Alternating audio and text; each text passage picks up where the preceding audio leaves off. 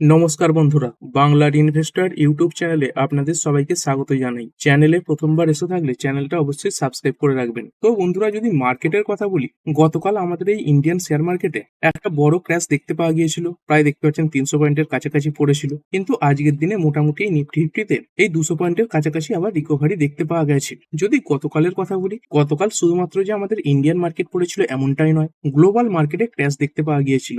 যেমনটা দেখতে পাচ্ছেন এই আমেরিকান মার্কেট ডাউ জোন্স, এই যে ইন্ডাস্ট্রিয়াল অ্যাভারেজ রয়েছে, এটা গতকাল অনেকটা গ্যাপ ডাউন হয়ে ওপেন হয়েছিল এবং দিনের শেষে বন্ধও হয়েছে প্রায় 50 পয়েন্ট পড়ে। এবং বিশেষ করে যদি এই নাসডেক কম্পোজাইটের কথা বলি, যেটা আইটি ইন্ডেক্স, এটা দেখতে পাচ্ছেন প্রায় 600 পয়েন্টের কাছাকাছি পড়ে গিয়েছিল। পার্সেন্টেজ হিসেবে 2.21% পড়া। এই নাসডেকের মধ্যে কি ধরনের কোম্পানি থাকে? এই আইটি কোম্পানি থাকে, তার সঙ্গে সঙ্গে সেমিকন্ডাক্টর কোম্পানি থাকে, এআই রিলেটেড কোম্পানিগুলো থাকে। গতকাল মূলত এই যে প্রথম দেখতে পাওয়া গিয়েছিল, সেটা কিসের কারণে? এই এআই রিলেটেড যে বিভিন্ন স্টক, সেখানে বড় সেল দেখতে পাওয়া গিয়েছিল। দেখতে পাচ্ছেন শুধুমাত্র আমেরিকাতে নয়, এই যে এশিয়ার বিভিন্ন ইন্ডেক্স রয়েছে, সবেতেই কালকে পতন দেখতে পাওয়া গিয়েছিল। তারই ইম্প্যাক্ট আমাদের ইন্ডিয়ান মার্কেটেও ছিল।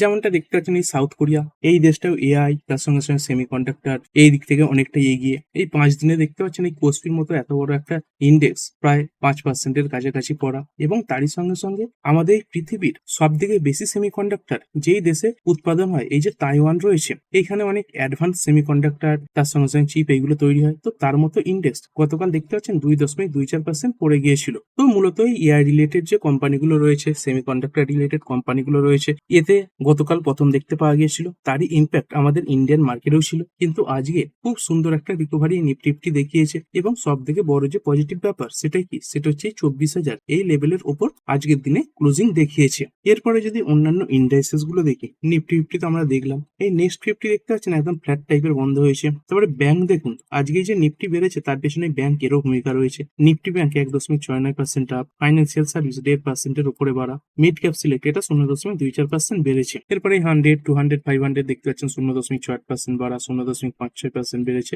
এবং এই 500টা প্রায় 0.5% বাড়া। মিড ক্যাপ 50, মিড ক্যাপ 100 এগুলোতে মোটামুটি তেজি দেখতে পাওয়া গেছে। স্মল ক্যাপ 100 এটা 0.39% আপ, এবং এই স্মল ক্যাপ 50 এটাও দেখতে পাচ্ছেন এই 0.5%-এর কাছাকাছি বাড়া। তারই সঙ্গে সঙ্গে আমাদের ইন্ডিয়ার যে ভলিটিলিটি ইন্ডেক্স রয়েছে, ইন্ডিয়া ভিক্স, এটাই 4%-এর কাছাকাছি পড়ে গেছে। যখন এই ইরান এবং ইউএস এর মধ্যে যুদ্ধ লেগে গিয়েছিল, আমাদের ইন্ডিয়ান মার্কেট বড় ক্র্যাশ দেখিয়েছিল। তখন এই ইন্ডিয়া ভিক্স এটা প্রায় 30-এর কাছাকাছি পৌঁছে গিয়েছিল। সেখান থেকে দেখতে পাচ্ছেন ইন্ডিয়া ভিক্স এটা অনেকটা পড়েছে, এই 14-এর কাছাকাছি নেমে এসেছে। তো এটা কি বোঝাচ্ছে? এটা থেকে এটাই বোঝা যাচ্ছে যে মার্কেটে আস্তে আস্তে স্টেবিলিটি ফিরছে। আর যদি ওভারঅল মার্কেট ব্রেথের কথা বলি, এটা শুরুর দিকে নেগেটিভ থাকলেও দিনের শেষে পজিটিভ হয়েই বন্ধ হয়। এই এনএসি যে রয়েছে, এখানে 3,396 খানা স্টক আজকের দিনে ট্রেড হয়েছে।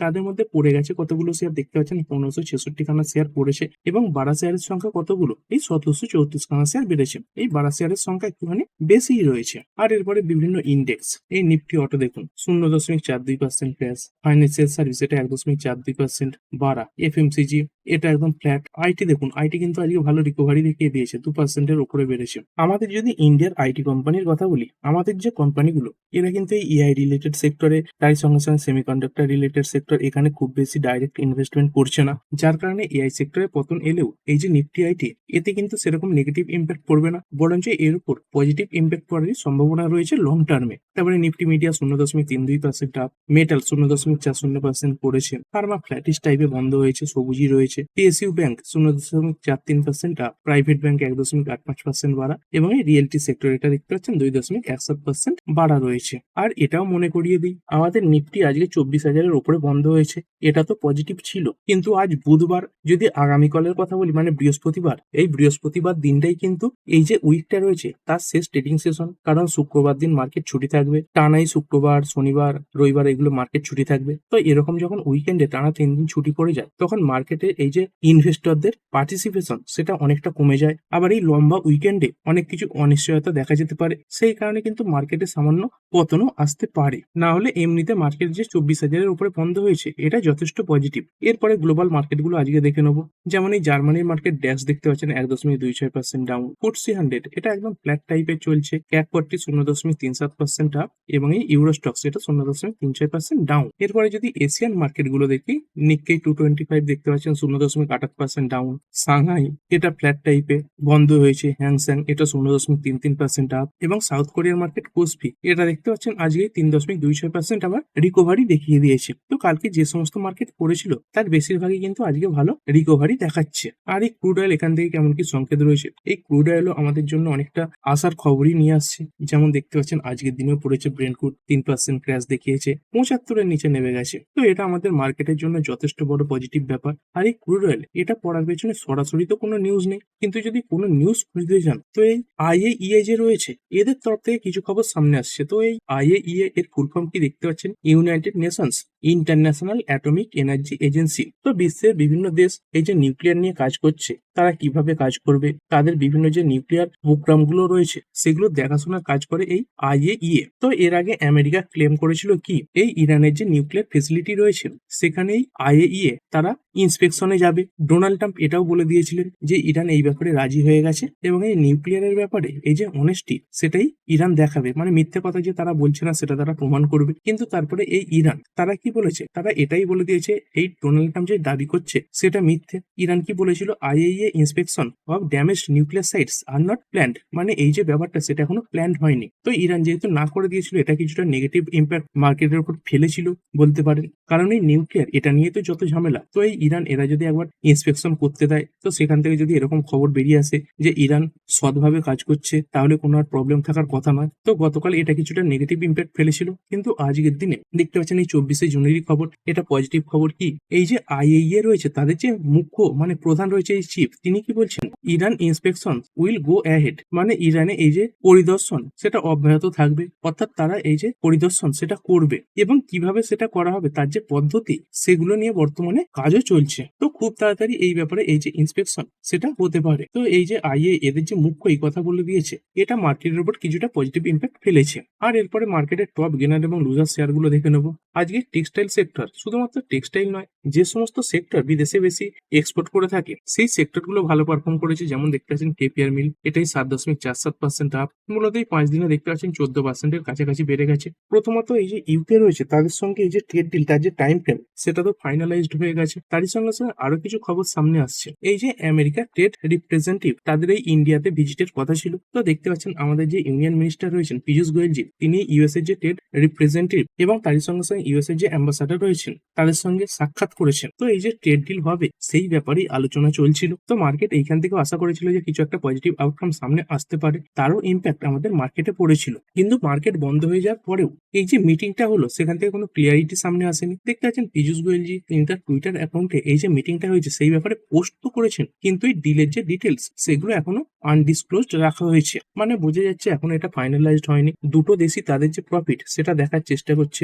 ইন্ডিয়াও চাইছে যাতে অন্যান্য দেশের তুলনায় আমাদের ইন্ডিয়ার উপর ট্যারিফ কমে এবং তারই সঙ্গে সঙ্গে আমেরিকা তারাও চেষ্টা করছে বিভিন্ন সেক্টরে যাতে এন্ট্রি নেওয়া যায়, তারই সঙ্গে সঙ্গে তাদের যাতে লাভ বেশি থাকে। তো এইসব ব্যাপারগুলো নিয়ে এই যে নেগোসিয়েশন সেটা কিন্তু চলছে এবং সেই কারণে যদি দেখেন এই সেক্টরগুলো কিসে কাজ করে থাকে, এই টেক্সটাইল সেক্টরে কাজ করে থাকে। তো এরকম মিটিং চলছিল, সেই কারণে এই ওয়েলস্পুন লিভিং তারই সঙ্গে সঙ্গে আরো বিভিন্ন যে টেক্সটাইল কোম্পানি রয়েছে কেপিআর মিলস এগুলো ভালো পারফর্ম করেছে। এরপরে পাইন ল্যাবস 7.26% আপ, তারপরে JSW ইনফ্রা এটা দেখতে পাচ্ছেন 7.5%-এর কাছাকাছি বেড়েছে। তারপরে এই আইটি সেক্টর থেকে একটা কোম্পানি OFSS এটাই 6.36% আজকের দিনে বৃদ্ধি দেখিয়েছে। আর এরপরে যদি পড়া শেয়ার গুলো দেখি, এই জি ভান্ডোবা দেখতে পাচ্ছেন 0.7% ডাউন। তারপরে এই ইন্ডিয়ান রেলওয়ে ফাইন্যান্স কর্পোরেশন এটা দেখতে পাচ্ছেন 6.83% ডাউন হয়ে গেছে এবং শুরুতে গ্যাপ ডাউনই ওপেন হয়েছিল। তো এর পেছনে কারণ কি, এইখানে দেখতে পাচ্ছেন IRFC এই শেয়ারটা কেন করেছে, as OFS opens for non retail investor today, মানে এই যে অফার ফর সেল এটাই নন রিটেল ইনভেস্টর এদের জন্য কিন্তু আজকের দিন থেকে চালু হয়ে গেছে।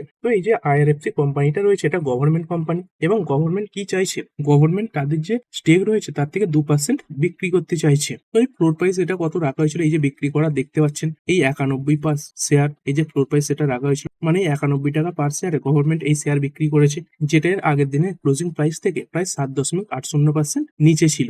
এবং যেহেতু এই 91 ফ্লোর প্রাইস সেট করা হয়েছিল দেখতে পাচ্ছেন তারই কাছাকাছি এই যে শেয়ার সেটা ক্লোজ হয়েছে। আর মূলত এই ধরনের কোম্পানিগুলোতে ইনভেস্ট করার আগে এই যে শেয়ার হোল্ডিং প্যাটার্ন সেটা দেখা খুবই গুরুত্বপূর্ণ ব্যাপার হয়। কি কারণে, কারণ এখানে দেখতে পাচ্ছেন এই যে প্রমোটার এদের কাছে এখন কত পার্সেন্ট স্টেক রয়েছে, এই 84.65%। এর আগের আগের কোয়ার্টারের থেকে এটা কিছুটা কমেছে, কিন্তু কথা হলো এই শেয়ার মার্কেটে লিস্ট হওয়ার পরে 3 বছরের মধ্যে এই যে শেয়ার হোল্ডিং প্যাটার্ন এটা কমিয়ে 75%-এর নিচে নামিয়ে আনতে হয়। মানে যে সমস্ত শেয়ারে এই শেয়ার হোল্ডিং প্যাটার্ন 75%-এর উপরে রয়েছে, তো তাদের উপর একটা চাপ থাকে যে কোনো সময় ওএফএস আনতে হবে। এমনটা নয় যে 75%-এর নিচে থাকলে ওএফএস আনতে পারে না কোম্পানি চাইলে যে কোনো সময় ওএফএস আনতে পারে, কিন্তু এই 75%-এর উপরে স্টেক থাকলে এই ওএফএস আনাটা এটা বাধ্যতামূলক। যে কোনো সময় এই ওএফএস আসতে পারে, এবং সেটাই দেখতে পাচ্ছেন এই আইআরএফসি এতে হয়েছে। শুধুমাত্র যে আজকে হয়েছে এমনটাই নয়, তো আজকে 2% স্টেক বিক্রি করলো, মানে এরপরেও কিন্তু এই সরকারের কাছে 82%-এর উপরে স্টেক থাকবে।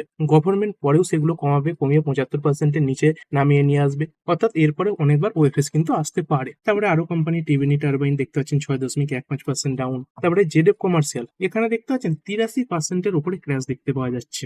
যদি শেয়ারটা দেখেন গতকালই 16,000 এর উপরে ট্রেড করছিল, তো সেখান থেকে এত বড় পতন কিভাবে এলো? আমাদের ইন্ডিয়ান মার্কেটে সরাসরি এত বড় পতন তো দেখতে পাওয়া যায় না, নিশ্চয়ই কিছু কর্পোরেট অ্যাকশন হয়েছে। তো এখানে দেখতে পাচ্ছেন এই শেয়ারটা কি কারণে পড়েছে।